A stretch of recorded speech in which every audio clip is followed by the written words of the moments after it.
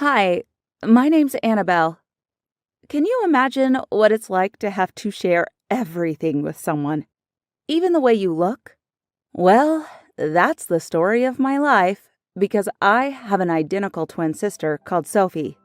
When we were little, it was the coolest thing ever because we always wore matching clothes and everyone thought we were so adorable. Our mom used to enter us into these cute baby competitions, and we always won because we were double the cuteness. As we grew up, though, it became a bit annoying. No one ever called us Annabelle and Sophia.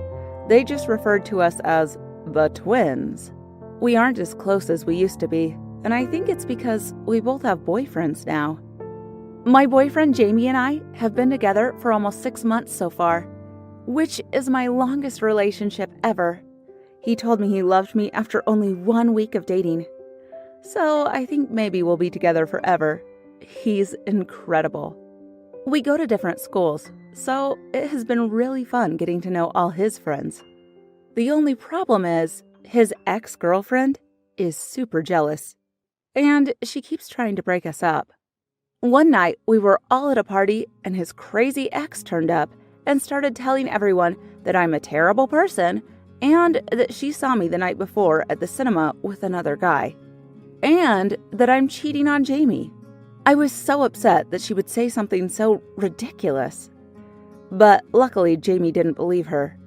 I mean, we'd been at the park the night before, so obviously it wasn't me at the cinema. Part of me knows that it was probably Sophie and her boyfriend that she saw. But I haven't told Jamie about Sophie. I know that sounds ridiculous.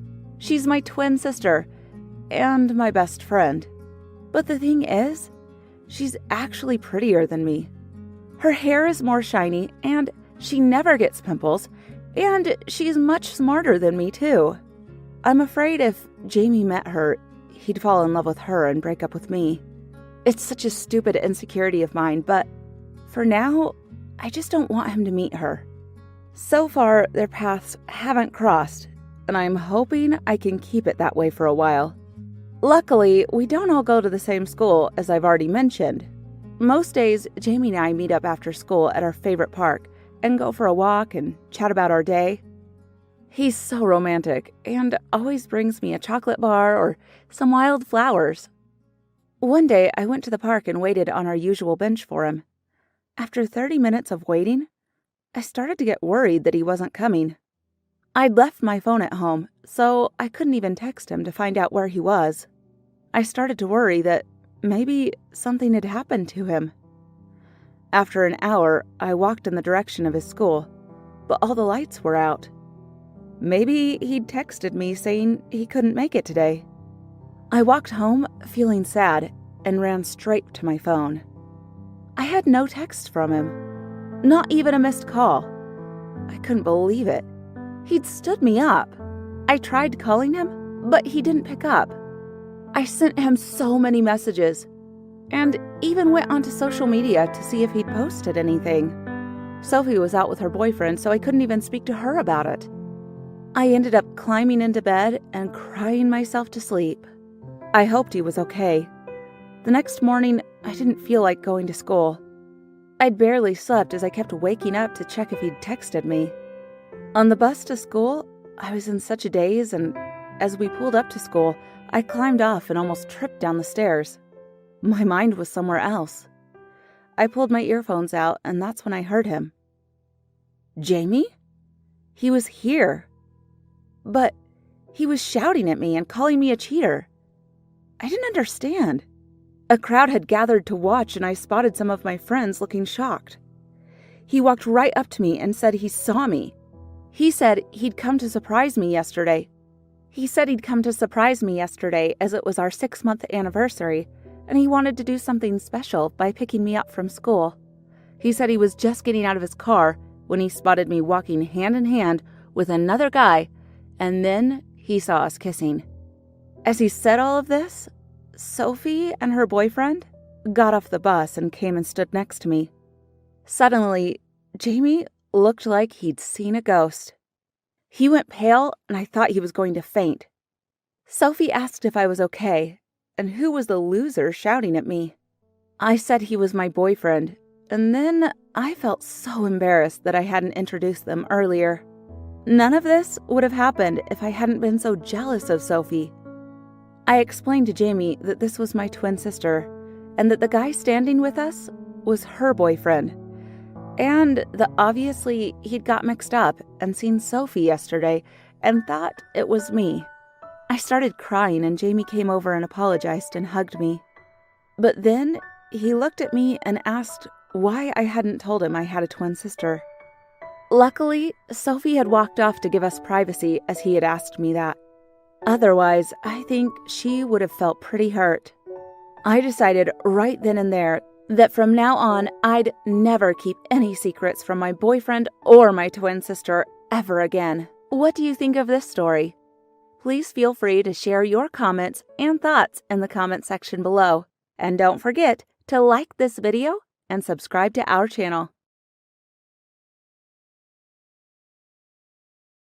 Hi, my name's Amanda, and when I was only 5 years old, my mom passed away.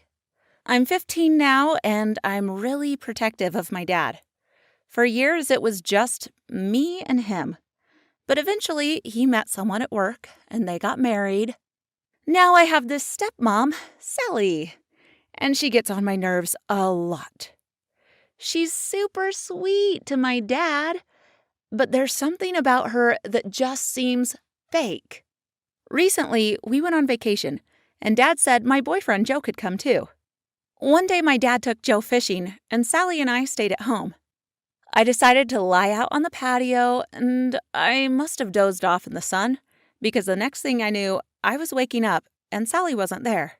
I was about to go inside and look for her when I heard her voice. She was on the phone, and I could hear her giggling. I suddenly felt really curious, so I stood up and tiptoed towards the door. As I got closer, I couldn't believe what I was hearing. She was saying that she loved this person, and that she'd sneak away tomorrow to come see him, whoever this man was. Then it hit me.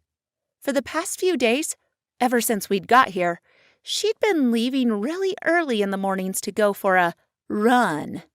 I felt sick. She was cheating on my dad. An hour later, my dad and Joe came back. I asked my dad if we could go for a walk before dinner.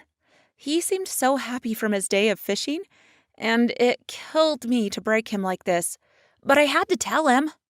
I started crying as I described what I'd heard Sally saying, but my dad just laughed. He said that she was probably just speaking to a friend. It made me cry even more when I realized how innocent my dad was and how much he loved and trusted Sally. He didn't believe she was capable of cheating on him.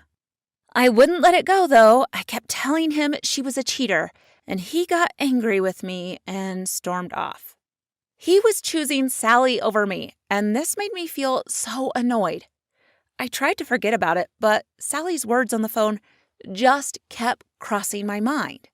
The next day, Sally, of course, went for her run, and when she came back, I asked her if she would take me to the store, since I wanted to cook dinner for everyone that night. As we got to the supermarket, I felt really nervous. I told Sally I wasn't feeling so well, and would it be okay if I stayed in the car? Sally said that was totally fine, and off she went. As she was walking across the parking lot, a man came up behind her and grabbed her purse. He was wearing a mask, and he was so quick. Sally started screaming for help, and I jumped out of the car and tried to help her. One of the security guards tried to chase after the man, but he was just too fast. Sally was hysterical, and we quickly drove home so she could tell my dad what happened. As my dad comforted Sally, Joe came home. We went straight up to my room, and as he took off his jacket, out fell Sally's purse. Our plan had worked. Joe and I looked at each other and just smiled. Nothing in that purse was important except for her phone. Luckily, it had no password.